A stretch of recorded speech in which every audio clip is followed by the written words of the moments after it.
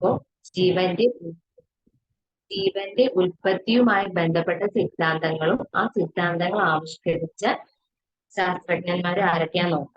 Okay, അപ്പൊ first heading കൊടുക്കുക, ജീവന്റെ ഉൽപ്പത്തി.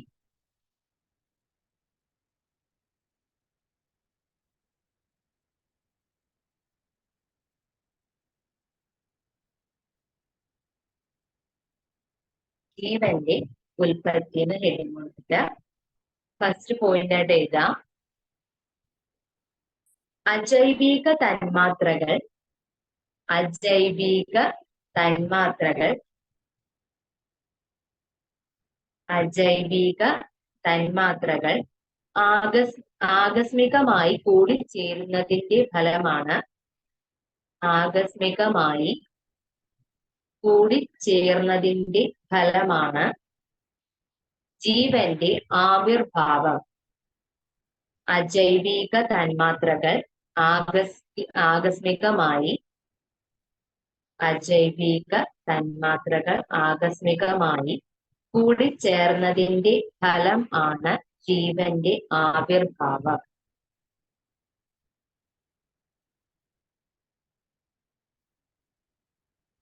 ഓക്കെ, രണ്ടാമത്തെ പോയിന്റ് ഇതാ, ജീവന്റെ ഉൽപ്പത്തിയുമായി ബന്ധപ്പെട്ട പ്രധാന സിദ്ധാന്തങ്ങൾ. ജീവന്റെ ഉൽപ്പത്തിയുമായി ബന്ധപ്പെട്ട പ്രധാന സിദ്ധാന്തങ്ങൾ. ആദ്യത്തേത് പാൻസ്പെർമിയ സിദ്ധാന്തം.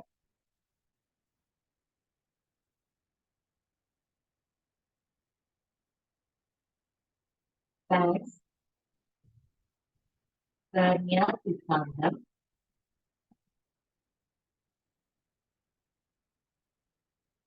രണ്ടാമത്തേത് രാസപരിണാമ സിദ്ധാന്തം.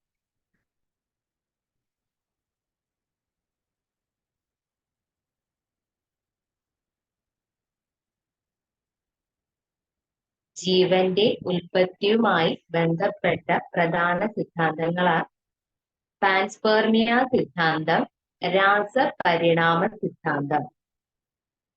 രാസപരിണാമ സിദ്ധാന്തത്തിന്റെ ബ്രാക്കറ്റിൽ എഴുതാം, chemical evolution theory. Chemical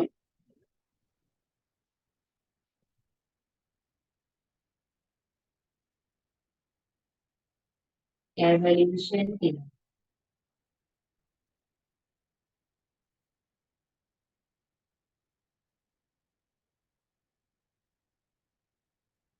chemical evolution theory. അടുത്തത് എഴുതാം, പ്രപഞ്ചത്തിലെ ഇതര ഗോളങ്ങളിൽ എവിടെയോ പ്രപഞ്ചത്തിലെ ഇതര ഗോളങ്ങളിൽ എവിടെയോ പ്രപഞ്ചത്തിലെ ഇതര ഗോളങ്ങളിൽ എവിടെയോ ജീവൻ ഉത്ഭവിച്ച്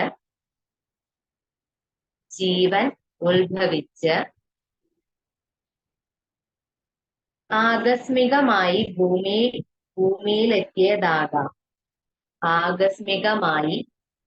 ഭൂമിയിൽ എത്തിയതാകാം എന്ന് പ്രതിപാദിക്കുന്ന സിദ്ധാന്തം. പ്രപഞ്ചത്തിലെ ഇതര ഗോളങ്ങളിൽ എവിടെയോ ജീവൻ ഉത്ഭവിച്ച് ആകസ്മികമായി ഭൂമിയിൽ എത്തിയതാകാം എന്ന് പ്രതിപാദിക്കുന്ന സിദ്ധാന്തം ആണ് പാൻസ്പെർമിയ സിദ്ധാന്തം. പാൻസ്പെർമിയ സിദ്ധാന്തം.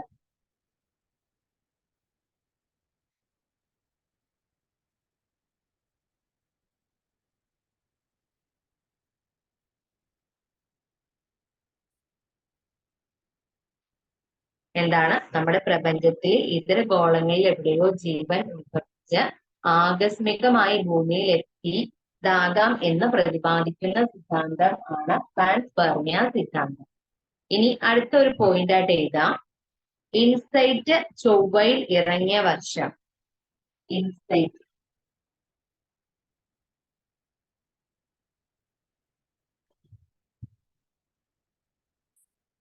ഇൻസൈറ്റ് ചൊവ്വയിൽ ഇറങ്ങിയ വർഷം 2018 നവംബർ 26. ഇൻസൈറ്റ് ചൊവ്വയിൽ ഇറങ്ങിയ വർഷം 2018 നവംബർ 26.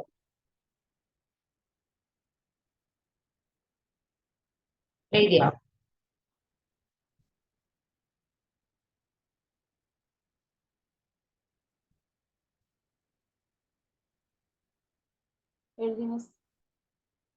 അടുത്ത ഹെഡിങ് കൊടുക്കാം രാസപരിണാമ സിദ്ധാന്തം. നമ്മളിപ്പോ പാൻസ്പെർമിയ സിദ്ധാന്തം പറഞ്ഞു. അടുത്തത് രാസപരിണാമ സിദ്ധാന്തം.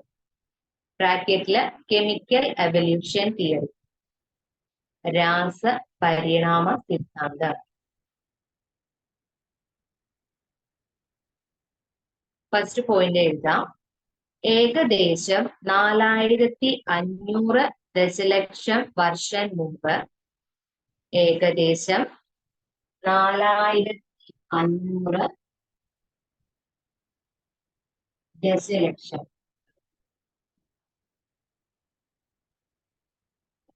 ഏകദേശം 4500 ദശലക്ഷം വർഷം മുമ്പ്, ഏകദേശം 4500 ദശലക്ഷം വർഷം മുമ്പ് രൂപപ്പെട്ട ഭൂമിയിൽ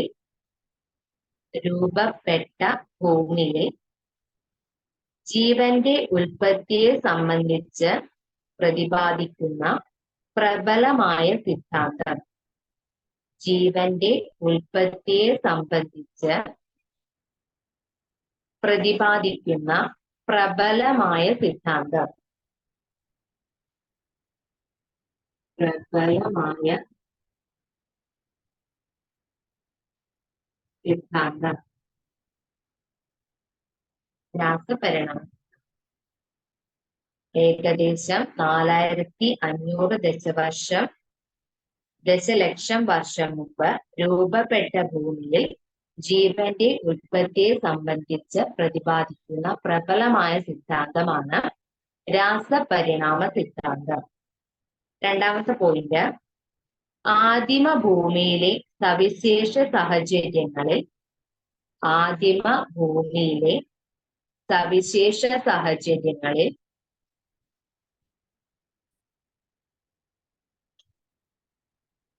സമുദ്രജലത്തിലെ രാസവസ്തുക്കൾക്ക് ഉണ്ടായ മാറ്റങ്ങളുടെ ഫലമായി ജീവൻ ഉത്ഭവിച്ചു. സമുദ്രജലത്തിലെ രാസവസ്തുക്കൾക്ക് ഉണ്ടായ ആദിമ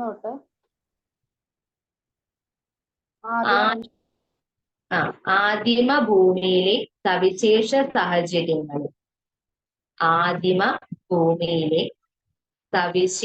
സാഹചര്യങ്ങളിൽ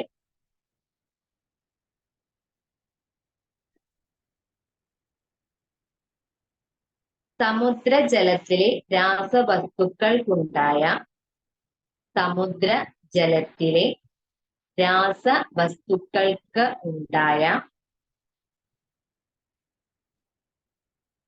മാറ്റങ്ങളുടെ ഫലമായി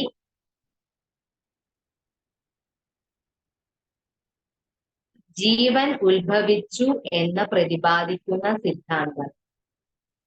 ജീവൻ ഉത്ഭവിച്ചു എന്ന് പ്രതിപാദിക്കുന്ന സിദ്ധാന്തം ആണ് രാസപരിണാമ സിദ്ധാന്തം. ഒന്നുകൂടി വായിക്കാം. ആദിമ ഭൂമിയിലെ സവിശേഷ സാഹചര്യങ്ങളിൽ സമുദ്രജലത്തിലെ രാസവസ്തുക്കൾക്കുണ്ടായ മാറ്റങ്ങളുടെ ഫലമായി ജീവൻ ഉത്ഭവിച്ചു എന്ന് പ്രതിപാദിക്കുന്ന സിദ്ധാന്തമാണ് രാസപരിണാമ സിദ്ധാന്തം. ഇനി അടുത്ത പോയിന്റ്, രാസപരിണാമ സിദ്ധാന്തത്തിന്റെ ഉപജ്ഞാതാക്കൾ. രാസപരിണാമ സിദ്ധാന്തത്തിന്റെ ഉപജ്ഞാതാക്കൾ. A.I.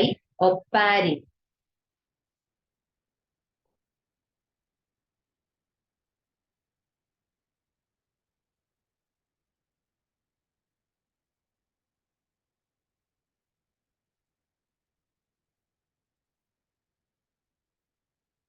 AI Oparin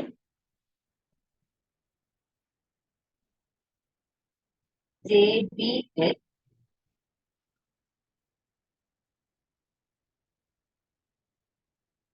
Haldane.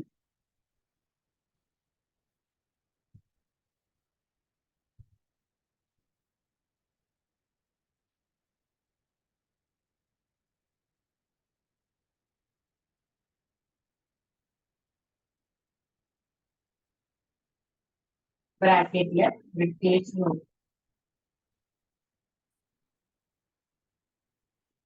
രാസപരിണാമ സിദ്ധാന്തത്തിന്റെ ഉപജ്ഞാതാക്കളാണ് AI ഒപ്പാരിനും JBL ഹാൽഡെയ്നും.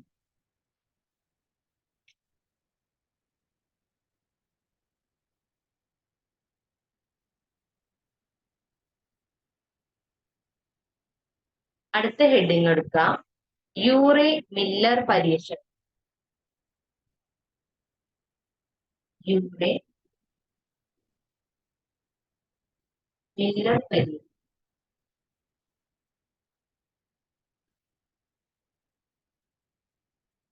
അടുത്ത ഹെഡിങ് യൂറേ മില്ലർ പരീക്ഷണം.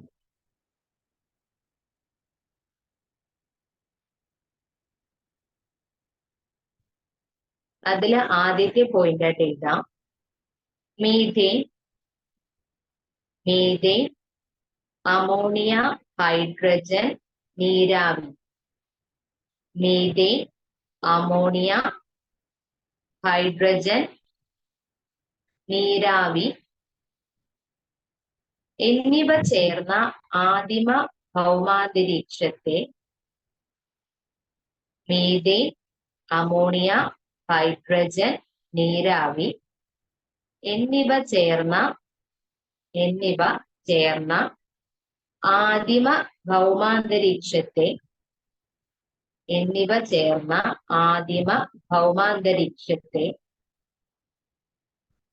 കൃത്രിമമായി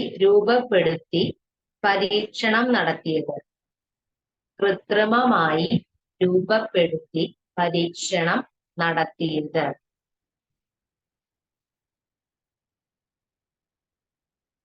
ഹരോൾഡ് യൂറേ,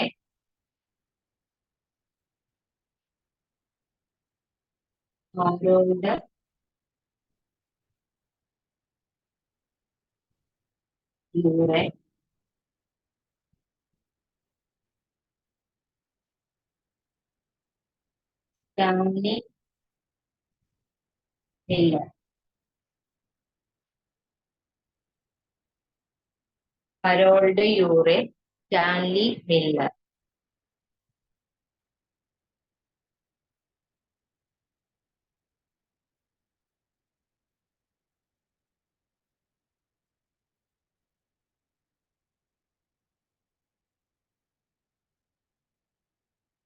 രണ്ടാമത്തെ പോയിന്റ് എഴുതാം, ഭൗമാന്തരീക്ഷത്തിൽ ഉണ്ടായിരുന്ന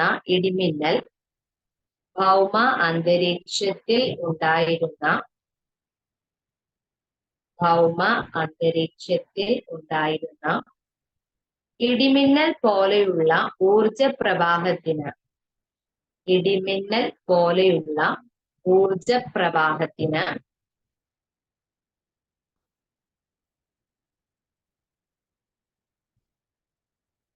പകരമായി ഭൗമാന്തരീക്ഷത്തിൽ ഉണ്ടായിരുന്ന ഇടിമിന്നൽ പോലെയുള്ള ഊർജ പ്രവാഹത്തിന് പകരമായി ഗ്ലാസ് ഫ്ലാസ്കിലെ വാതക മിശ്രിതത്തിലൂടെ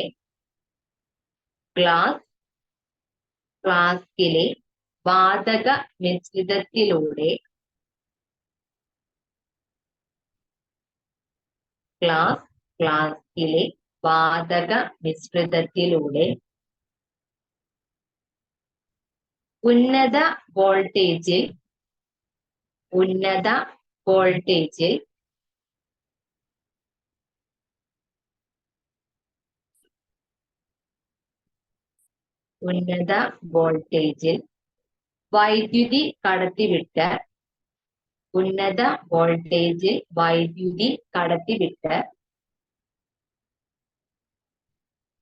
ഒരു കണ്ടൻസറിന്റെ സഹായത്താൽ ഒരു കണ്ടൻസറിന്റെ സഹായത്താൽ ഒരു കണ്ടൻസറിന്റെ സഹായത്താൽ തണുപ്പിച്ച്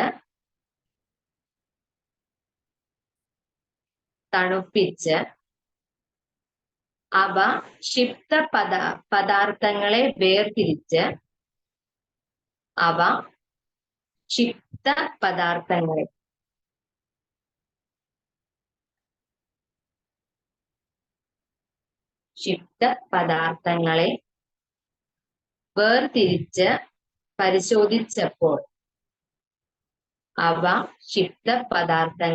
വേർതിരിച്ച് പരിശോധിച്ചപ്പോൾ യൂറേ മില്ലർ പരീക്ഷണത്തിലൂടെ ലഭിച്ചത്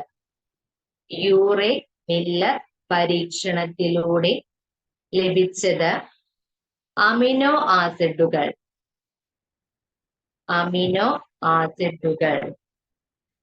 പോയിന്റ് ഒന്നുകൂടി വായിക്കാം.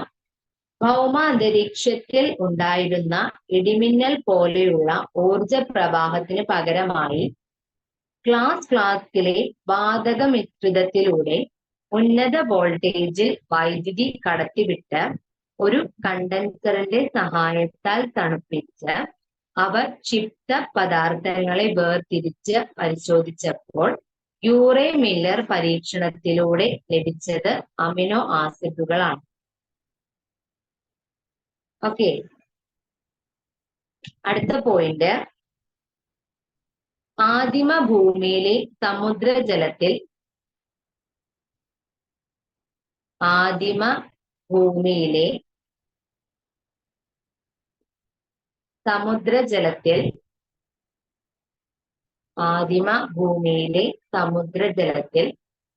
കോടിക്കണക്കിന് വർഷങ്ങൾ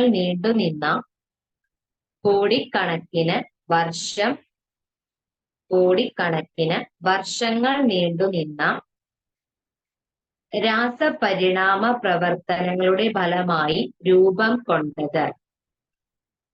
ആദിമ ഭൂമിയിലെ സമുദ്രജലത്തിൽ കോടിക്കണക്കിന് വർഷങ്ങൾ നീണ്ടുനിന്ന രാസപരിണാമ പ്രവർത്തനങ്ങളുടെ ഫലമായി രൂപം കൊണ്ടത്.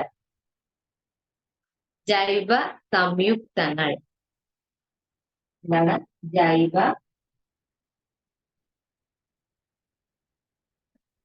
സംയുക്തങ്ങൾ? ജൈവ സംയുക്തങ്ങൾ.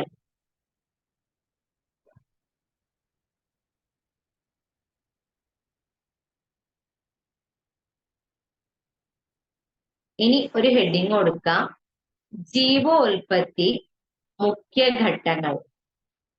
ജീവോൽപത്തി മുഖ്യഘട്ടങ്ങൾ.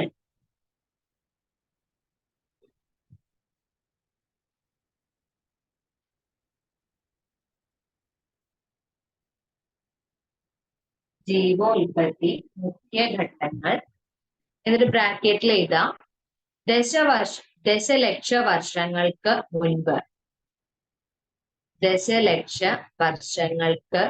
മുൻപ്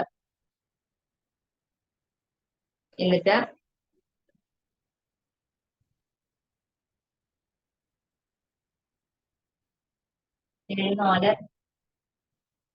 ടേബിൾ വരെ വരയ്ക്കാം.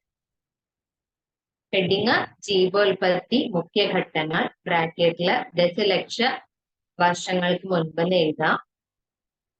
4 ചെറിയൊരു കോളം പോലെ വരയ്ക്കാം. ഇതില് ഫസ്റ്റത്തേതിൽ എഴുതാം 3800. അതിന്റെ താഴെ എഴുതാം ഭൂമിയിൽ ജീവന്റെ ഉൽപ്പത്തി. ഭൂമിയിൽ ജീവന്റെ ഉൽപ്പത്തി 3800 ഫസ്റ്റ് എഴുതിയിട്ട് താഴെ എഴുതാം ഭൂമിയിൽ ജീവന്റെ ഉൽപ്പത്തി. അടുത്തതിൽ എഴുതാം 3500.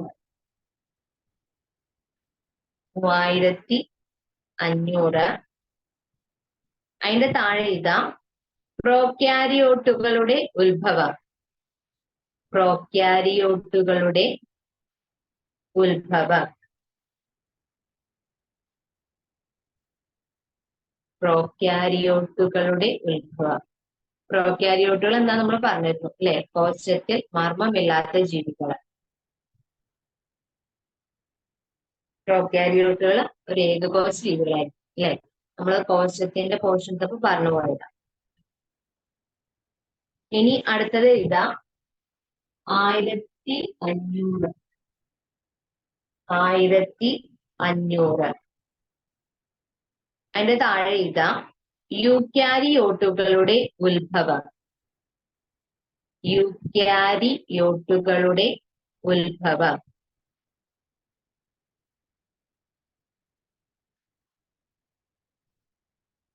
യൂക്യാരിയോട്ടുകളുടെ ഉത്ഭവത്തിന്റെ താഴെ ബ്രാക്കറ്റിലായിട്ട് എഴുതാം യൂക്യാരിയോട്ടുകൾ. യൂക്യാരിയോട്ടുകൾ കോമ യൂക്യാരിയോട്ട് കോളനി. യൂക്യാരിയോട്ട്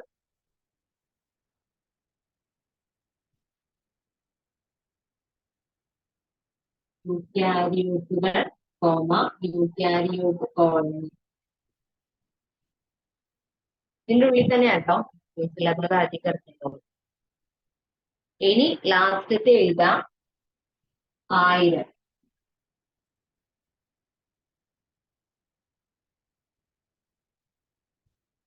അതിന്റെ താഴെ എഴുതാം ബഹുകോശ ജീവികളുടെ ഉത്ഭവം. ബഹുകോശ ജീവികളുടെ ഉത്ഭവം.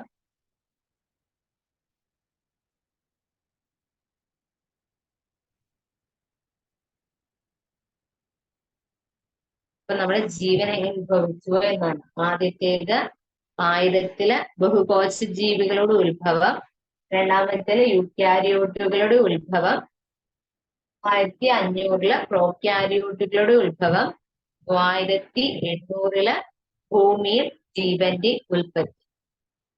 ഓക്കെ, ഇനി അടുത്ത ഹെഡിങ് കൊടുക്കാം ജീവപരിണാമം സിദ്ധാന്തങ്ങളിലൂടെ. ജീവപരിണാമം സിദ്ധാന്തങ്ങളിലൂടെ.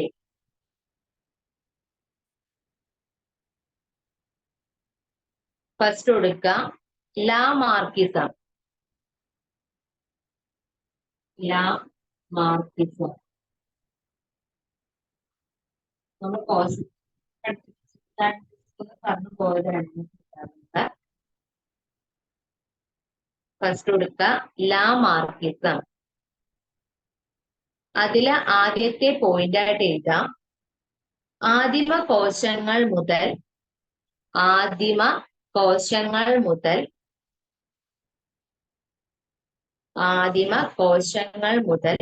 ഇന്ന് കാണുന്ന ജൈവ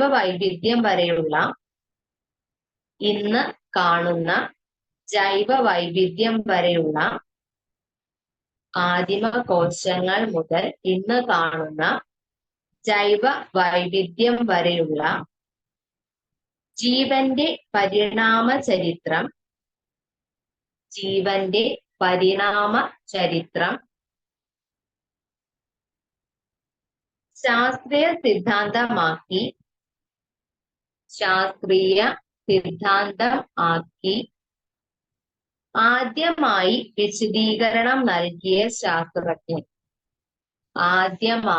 വിശദീകരണം നൽകിയ ശാസ്ത്രജ്ഞൻ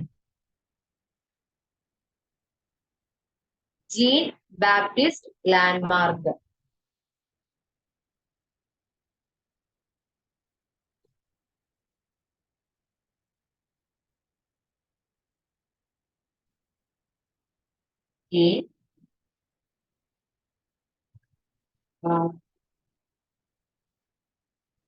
ലാൻഡ്മാർക്ക് ബ്രാക്കറ്റിൽ കൊടുക്കുക ഫ്രഞ്ച്.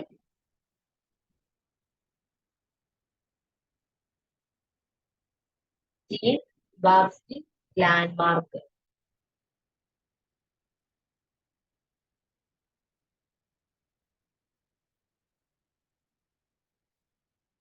രണ്ടാമത്തെ പോയിന്റ്, ജീവികൾ ജീവിതകാലത്ത് ആർജിക്കുന്ന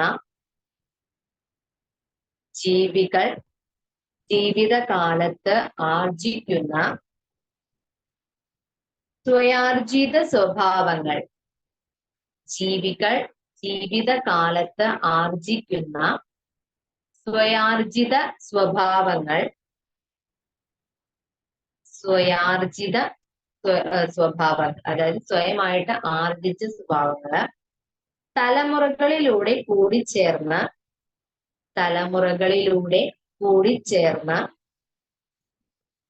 പുതിയ ജീവജാതികൾ രൂപപ്പെടുന്നു എന്ന പുതിയ ജീവജാതികൾ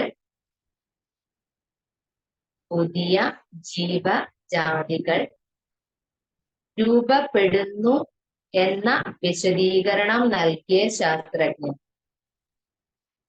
ജീവികൾ ജീവിതകാലത്ത് ആർജിക്കുന്ന സ്വയാർജിത സ്വഭാവങ്ങൾ തലമുറകളിലൂടെ കൂടിച്ചേർന്ന പുതിയ ജീവജാതികൾ രൂപപ്പെടുന്നു എന്ന വിശദീകരണം നൽകിയ ശാസ്ത്രജ്ഞൻ ലാമാർക്ക്.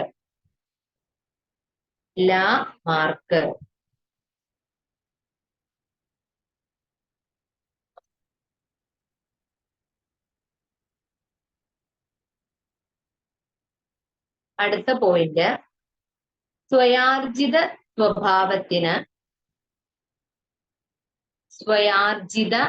സ്വഭാവത്തിന് ലാമാർക്ക് നൽകിയ ഉദാഹരണം.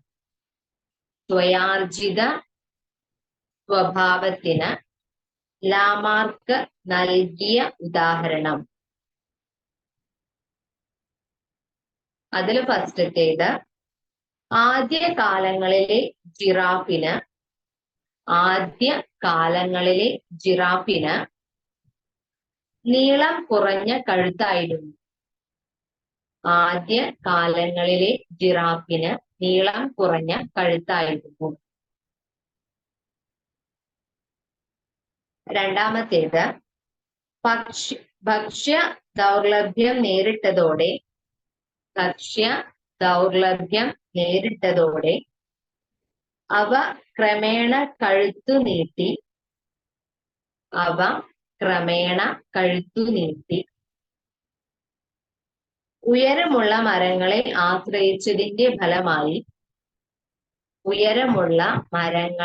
ആശ്രയിച്ചതിന്റെ ഫലമായി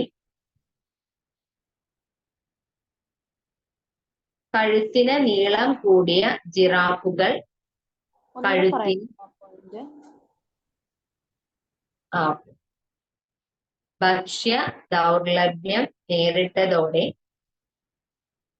ഭക്ഷ്യ ദൗർലഭ്യം നേരിട്ടതോടെ അവ ക്രമേണ കഴുത്തു നീട്ടി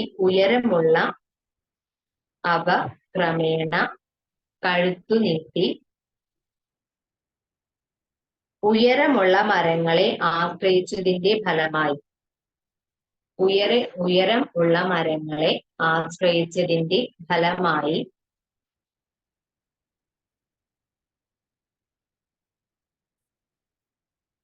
കഴുത്തിന് നീളം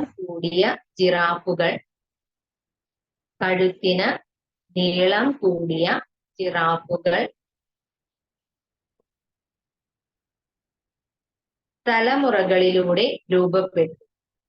തലമുറകളിലൂടെ രൂപപ്പെട്ടു.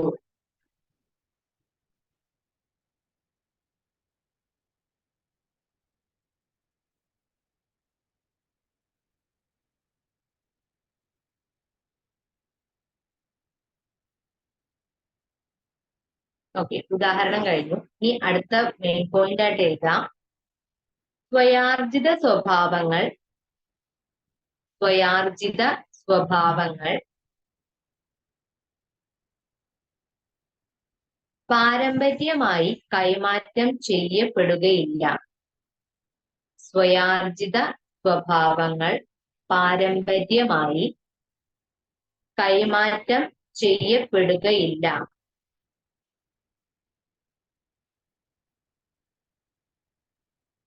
എന്നതിനാൽ സ്വയാർജിത സ്വഭാവങ്ങൾ പാരമ്പര്യമായി കൈമാറ്റം ചെയ്യപ്പെടുകയില്ല എന്നതിനാൽ ലാമാർക്കിന്റെ വിശദീകരണത്തെ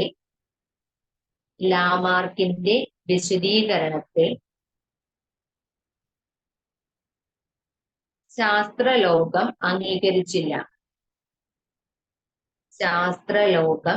അംഗീകരിച്ചില്ല. സ്വയാർജിത സ്വഭാവങ്ങൾ പാരമ്പര്യമായി കൈമാറ്റം ചെയ്യപ്പെടുകയില്ല എന്നതിനാൽ ലാമാർക്കിന്റെ വിശദീകരണത്തെ ശാസ്ത്രലോകം അംഗീകരിച്ചില്ല. ഓക്കെ, അടുത്ത സിദ്ധാന്തം ഡാർവിനിസം.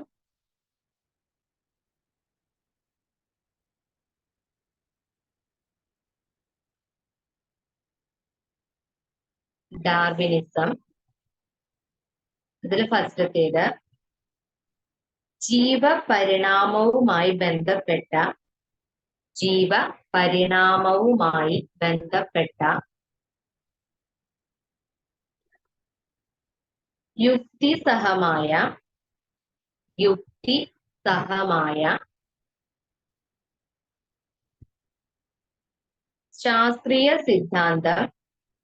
യുക്തിസഹമായ ശാസ്ത്രീയ സിദ്ധാന്തം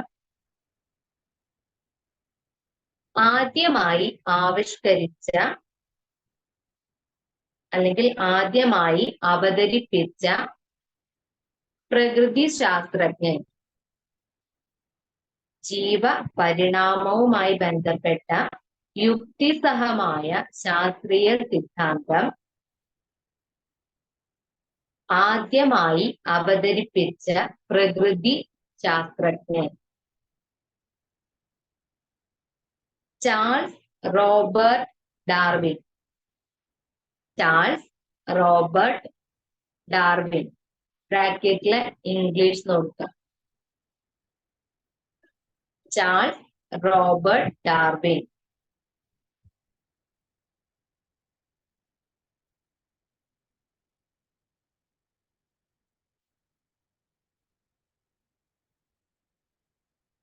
രണ്ടാമത്തെ പോയിന്റ്, പരിണാമ സിദ്ധാന്തത്തിന്റെ പഠനങ്ങൾക്കായി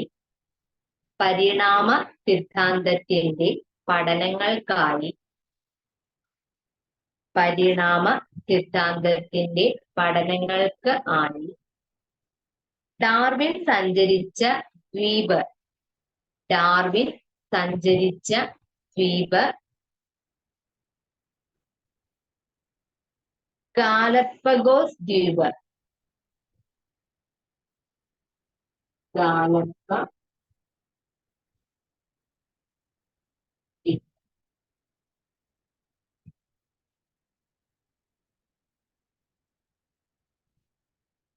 ഗാലപ്പഗോസ് ദ്വീപ് ബ്രാക്കറ്റിൽ എഴുതാം HMS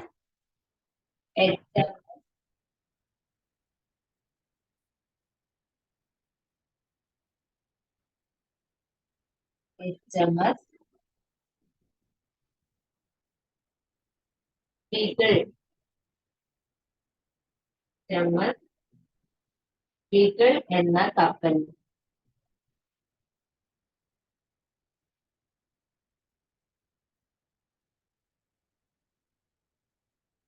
പരിണാമ സിദ്ധാന്തത്തിന്റെ പഠനങ്ങൾക്കായി ഡാർവിൻ സഞ്ചരിച്ച ദ്വീപ് ഗാലപ്പഗോസ് ദ്വീപ്. HMS ബീഗിൾ എന്ന കപ്പലിലാണ് അദ്ദേഹം സഞ്ചരിച്ചത്.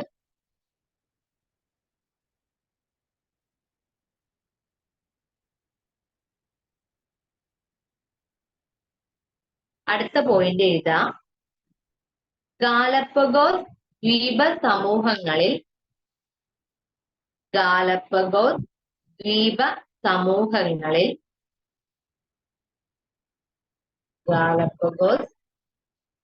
ദ്വീപ സമൂഹങ്ങളിൽ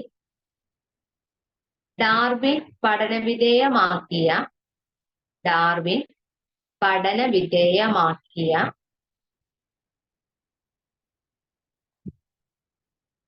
ഡാർവിൻ പഠന വിധേയമാക്കിയ ജീവികളിൽ സവിശേഷ പ്രാധാന്യം ഉണ്ടായിരുന്ന വർഗം.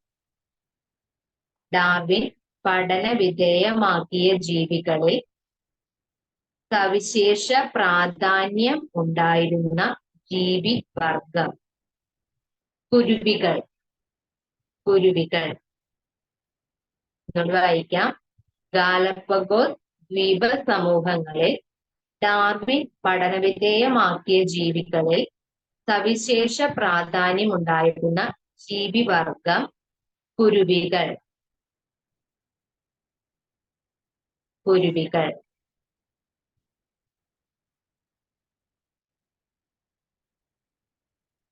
അടുത്ത പോയിന്റ് ആയിട്ട് എഴുതാം. കുരുവികളുടെ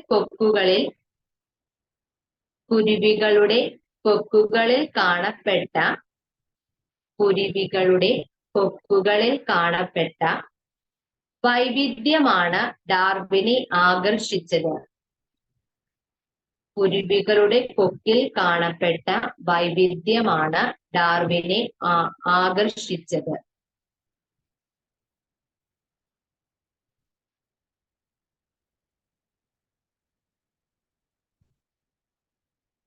അടുത്ത പോയിന്റ് ഇതാ.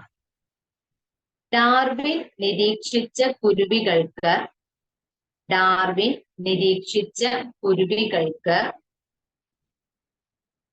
ആഹാര രീതിക്ക് അനുസൃതമായ ആകൃതിയിലുള്ള കൊക്കുകളാണ് ഉണ്ടായിരുന്നത്. ഡാർവിൻ നിരീക്ഷിച്ച കുരുവികൾക്ക് ആഹാര രീതിക്ക് അനുസൃതമായ ആകൃതിയിലുള്ള കൊക്കുകൾ ആണ് ഉണ്ടായിരുന്നത്.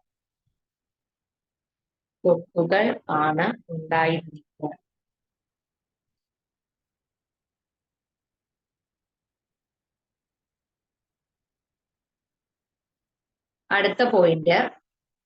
ഡാർവിനു ശേഷമുള്ള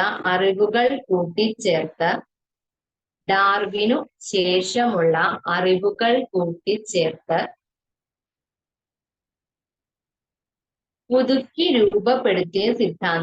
പുതുക്കി രൂപപ്പെടുത്തിയ സിദ്ധാന്തം.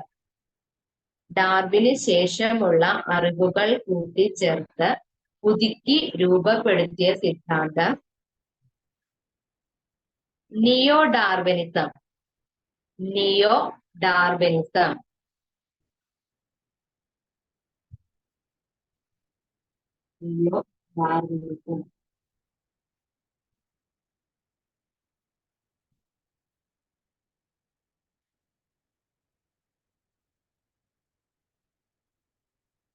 അടുത്ത ഹെഡിങ് കൊടുക്കാം. ഡാർവിനെ സ്വാധീനിച്ച ആശയം. ഡാർവിനെ സ്വാധീനിച്ച ആശയം.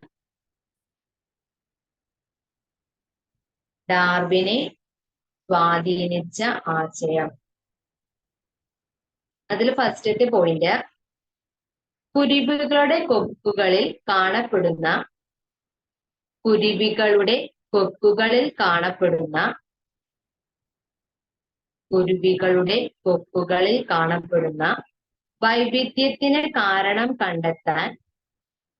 വൈവിധ്യത്തിന് കാരണം കണ്ടെത്താൻ ഡാർവിനെ സ്വാധീനിച്ച ആശയത്തിന്റെ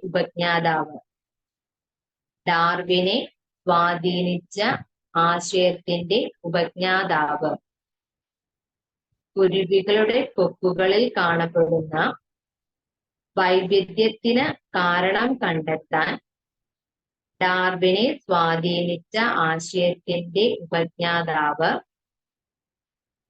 തോമസ് റോബർട്ട് മാൽത്തു.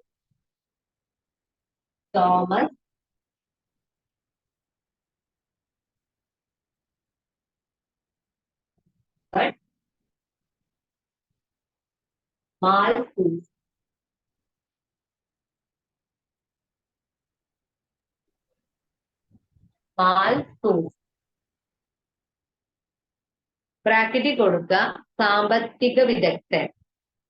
അദ്ദേഹം ഒരു സാമ്പത്തിക വിദഗ്ധനായിരുന്നു. ബ്രാക്കറ്റില് സാമ്പത്തിക വിദഗ്ധൻ. രണ്ടാമത്തെ പോയിന്റ് എഴുതാം. മനുഷ്യ ജനസംഖ്യ വർദ്ധിക്കുന്നതിന് ആനുപാതികമായി മനുഷ്യ ജനസംഖ്യ വർദ്ധിക്കുന്നതിന് ആനുപാതികമായി മനുഷ്യ ജനസംഖ്യ വർദ്ധിക്കുന്നതിന് ആനുപാതികമായി ഭക്ഷ്യോൽപാദനം വർദ്ധിക്കുന്നില്ലെന്നും ഭക്ഷ്യോൽപാദനം വർദ്ധിക്കുന്നില്ലെന്നും ഭക്ഷ്യോൽപാദനം വർദ്ധിക്കുന്നില്ലെന്നും ഭക്ഷ്യ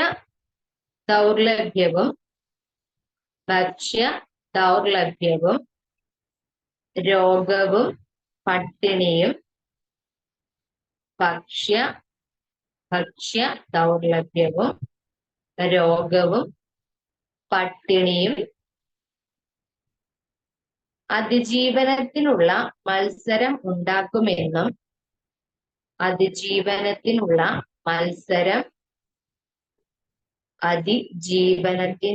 മത്സരം ഉണ്ടാക്കുമെന്നും ചൂണ്ടിക്കാട്ടിയ വ്യക്തി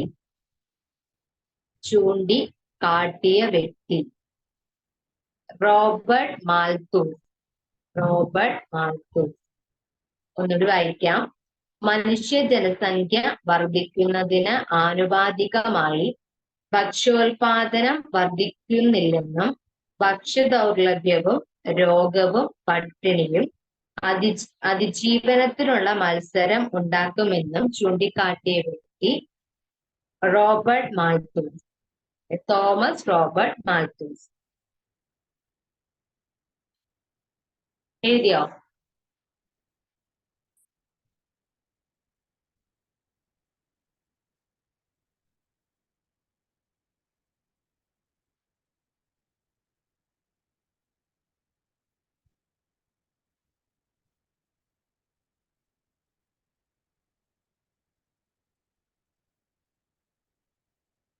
അടുത്ത ഹെഡിങ് കൊടുക്കാം.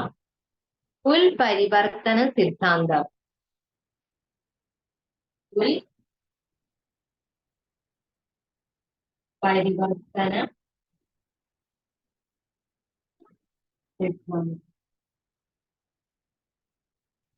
ഉൽപരിവർത്തന സിദ്ധാന്തം.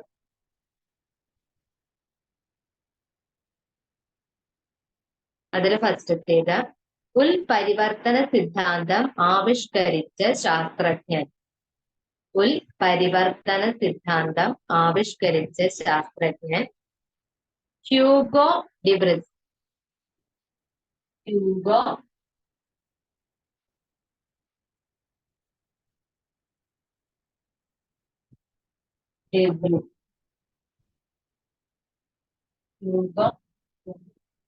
ഡിവ്രിസ് ബ്രാക്കറ്റില്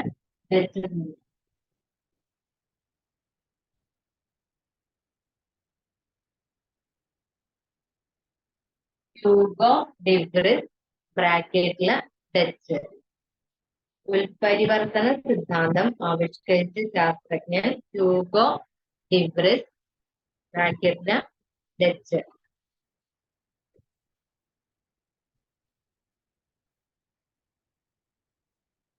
അടുത്ത പോയിന്റ്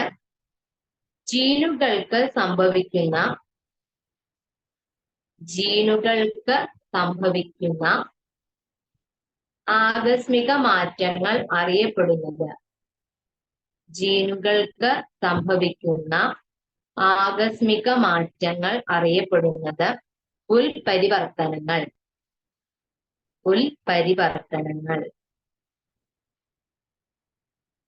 ജീനുകൾക്ക് സംഭവിക്കുന്ന ആകസ്മിക മാറ്റങ്ങൾ അറിയപ്പെടുന്നത് ഉൽപരിവർത്തനങ്ങൾ.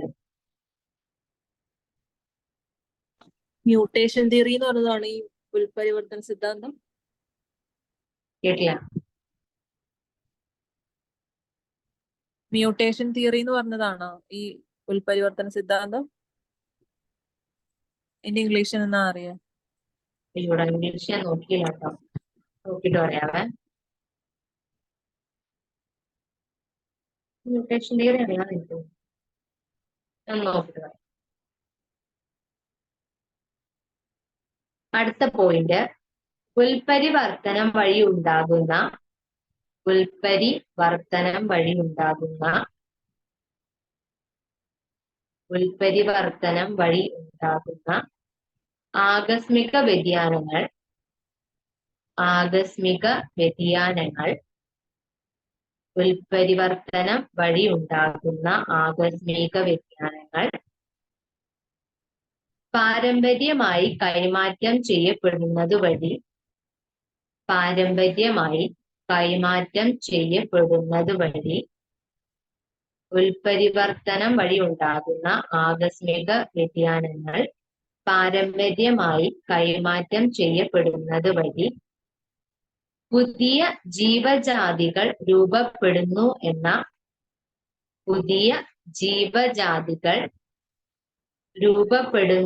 എന്ന വിശദീകരിക്കുന്ന സിദ്ധാന്തം. പുതിയ ജീവജാതികൾ രൂപപ്പെടുന്നു എന്ന വിശദീകരിക്കുന്ന സിദ്ധാന്തം ഉൽപരിവർത്തന സിദ്ധാന്തം. ഉൽപരിവർത്തന സിദ്ധാന്തം. ഉൽപരിവർത്തന സിദ്ധാന്തം. അടുത്ത പോയിന്റ് എഴുതാം. വ്യതിയാനങ്ങൾക്ക് നിദാനമായ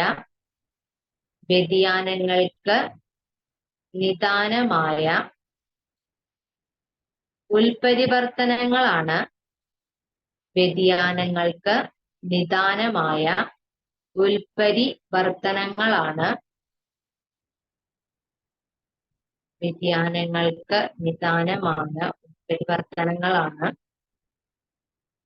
ജീവിഗണങ്ങളുടെ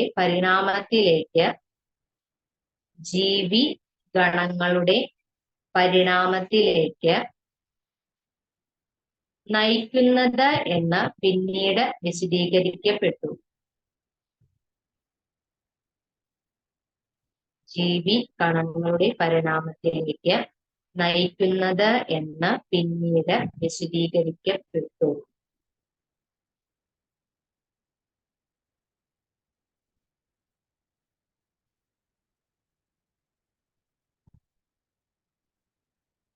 അടുത്ത ഹെഡിങ്,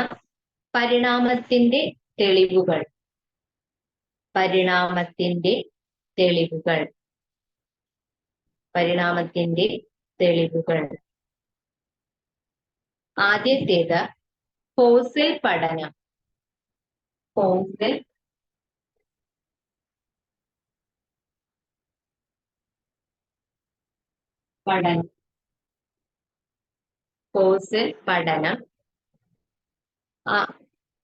ആകാര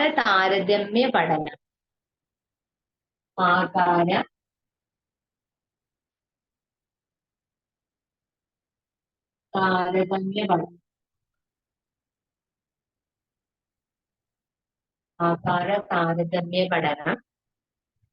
മൂന്നാമത്തേത് ശരീരധർമ്മശാസ്ത്രം.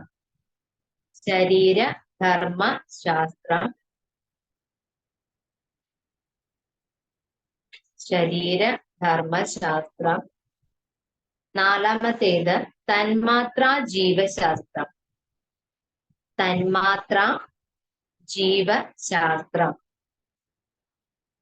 പരിണാമത്തിന്റെ തെളിവുകളാണ് ഫോസിൽ പഠനം, ആകാര താരതമ്യ പഠനം, ശരീരധർമ്മശാസ്ത്രം, തന്മാത്രാ ജീവശാസ്ത്രം.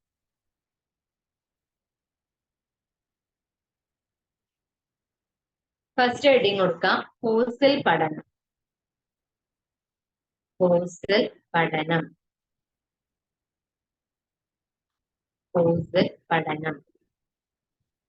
ആദ്യത്തെ പോയിന്റ്, ആദിമകാലത്തെ ജീവികളുടെ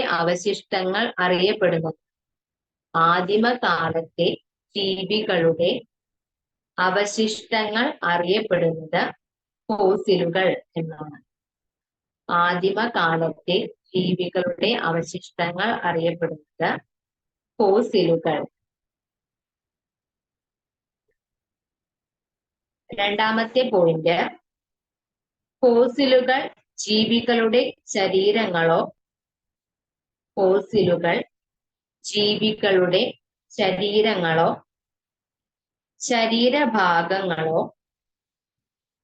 ഫോസിലുകൾ ജീവികളുടെ ശരീരങ്ങളോ ശരീരഭാഗങ്ങളോ മുദ്രകളോ ആകാം.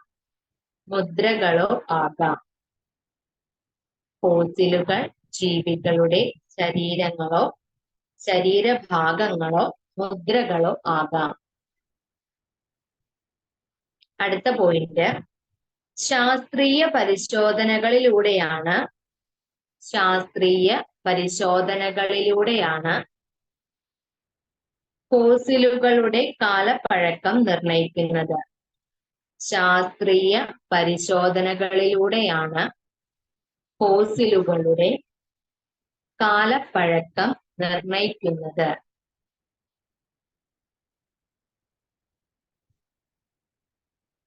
അടുത്ത പോയിന്റ്, ഫോസിൽ തെളിവുകളെ കൂടുതൽ ശാസ്ത്രീയമാക്കുന്നത് ഫോസിൽ തെളിവുകളെ കൂടുതൽ ശാസ്ത്രീയമാക്കുന്നത്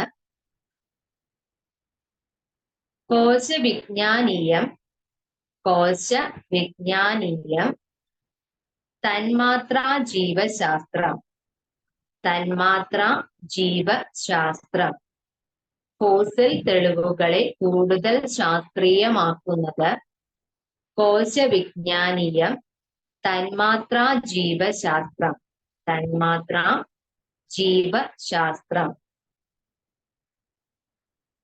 അടുത്ത പോയിന്റ്,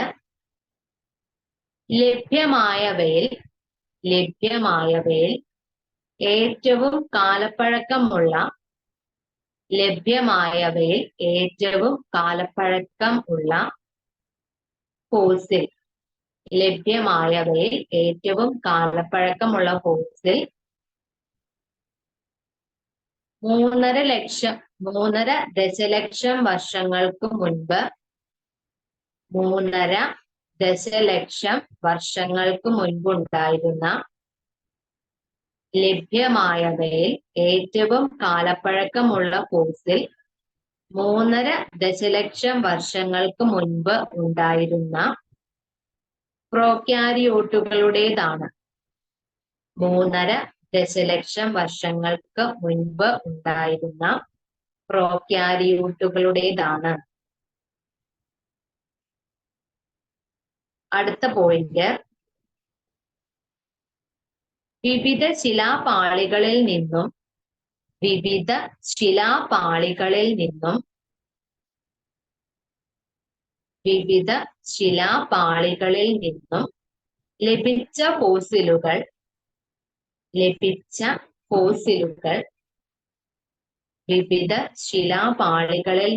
ലഭിച്ച ഫോസിലുകൾ പ്രോക്യാരിയോട്ടുകളിൽ നിന്ന് യൂക്യാരിയോട്ടുകളിലേക്കുള്ള വിവിധ ശിലാപാളികളിൽ നിന്നും ലഭിച്ച ഫോസിലുകൾ പ്രോക്യാരിയോട്ടുകളിൽ നിന്നും യൂക്യാരിയോട്ടുകളിലേക്കുള്ള പരിണാമം കൃത്യമായും അടയാളപ്പെടുത്തുന്നു. പരിണാമം കൃത്യമായി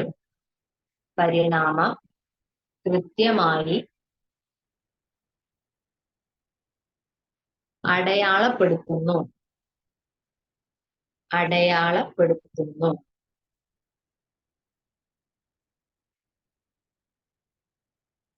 അടുത്ത ഹെഡിങ് കൊടുക്കുക, ഫോസിലുകൾ നൽകുന്ന തെളിവുകൾ.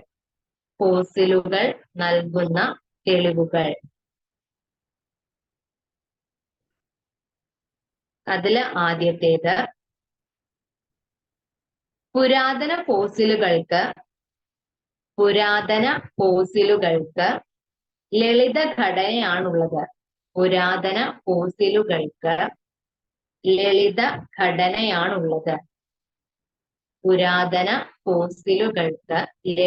ഘടനയാണുള്ളത്.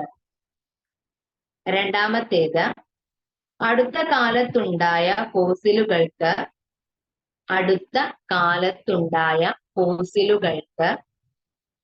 സങ്കീർണ ഘടനയാണുള്ളത്. ഫോസിലുകൾക്ക് സങ്കീർണ ഘടനയാണുള്ളത്. പുരാതന ഫോസിലുകൾക്ക് ലളിത ഘടനയാണുള്ളത്. അടുത്ത കാലത്തുണ്ടായ ഫോസിലുകൾക്ക് സങ്കീർണ ഘടനയാണുള്ളത്. അടുത്ത പോയിന്റ്, ചില ഫോസിലുകൾ ജീവി വർഗങ്ങൾ തമ്മിലുള്ള ബന്ധം സൂചിപ്പിക്കുന്നവയാണ്. ചില ഫോസിലുകൾ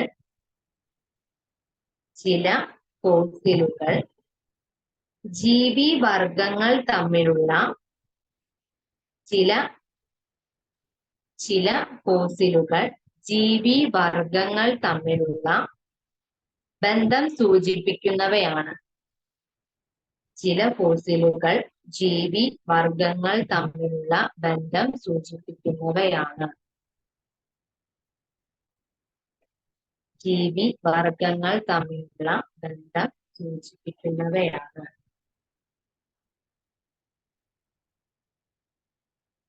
ഇനി രണ്ടാമത്തെ പരിണാമ തെളിവ് അകാര താരതമ്യ പഠനം. അകാര താരതമ്യ പഠനം. ഹെഡിങ് അകാര താരതമ്യ പഠനം. എക്സ്പ്ലനേഷൻ ഇതാ. ഒരേ ഘടന ഉള്ളവയും വ്യത്യസ്ത ധർമ്മങ്ങൾ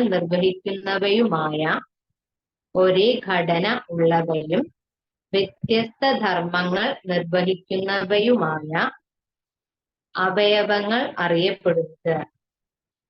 ഒരേ ഘടനയുള്ളവയും വ്യത്യസ്ത ധർമ്മങ്ങൾ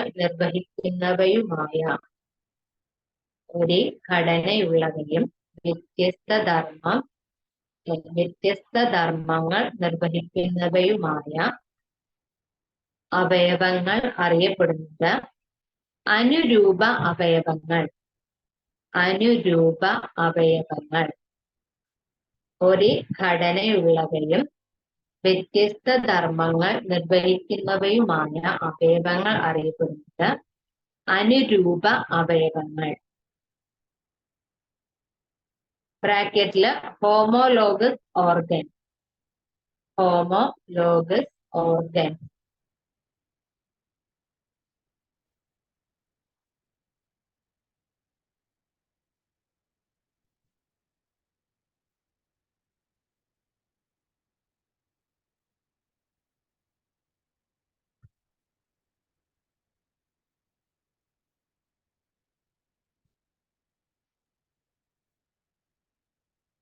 എഴുതിയോ?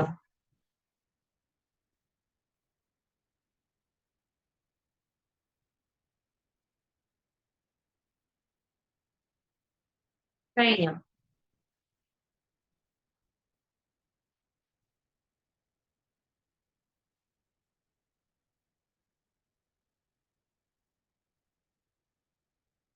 കഴിഞ്ഞോ? ഒന്നിട്ട് പറയണത് എഴുതിയില്ലേ?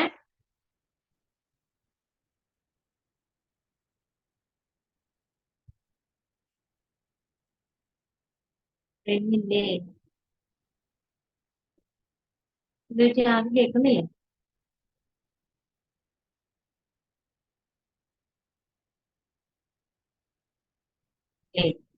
ഓക്കെ, നമുക്ക് അടുത്ത പോർഷൻസ് അടുത്ത ക്ലാസ്സിൽ ഡിസ്കസ് ചെയ്യാം കേട്ടോ. ഓക്കെ, അപ്പൊ ഈ സിദ്ധാന്തങ്ങള് ആവിഷ്കരിച്ച ശാസ്ത്രജ്ഞന്മാരും അത് ചോദിച്ച് കണ്ടേക്കുന്നതാണ്. അതൊക്കെ കൃത്യമായിട്ട് പഠിക്കണം, വർഷം ഓർത്തിരിക്കണം. ഓക്കെ, ബാക്കി നമുക്ക് അടുത്ത ക്ലാസ്സിൽ. നാളെ നമ്മൾ ഈ സമയത്ത് തന്നെ ആയിരിക്കും ക്ലാസ്, 11:30 to 12:30 അല്ലെങ്കിൽ 1:00. ഓക്കെ, അപ്പൊ ഞാൻ ഗ്രൂപ്പിൽ ഇട്ടില്ലെങ്കിലും നാളെ ക്ലാസ് ഇല്ലാന്ന് ആരും വിചാരിക്കേണ്ട. ക്ലാസ് ഉണ്ട്, സെയിം ടൈം 11:30. എല്ലാരും കൃത്യസമയത്ത് ജോയിൻ ചെയ്യാം. നന്നായിട്ട് പഠിക്കുക. ഓക്കെ, ഡൗട്ട് എന്തെങ്കിലും ചോദിക്കാം. ശരി.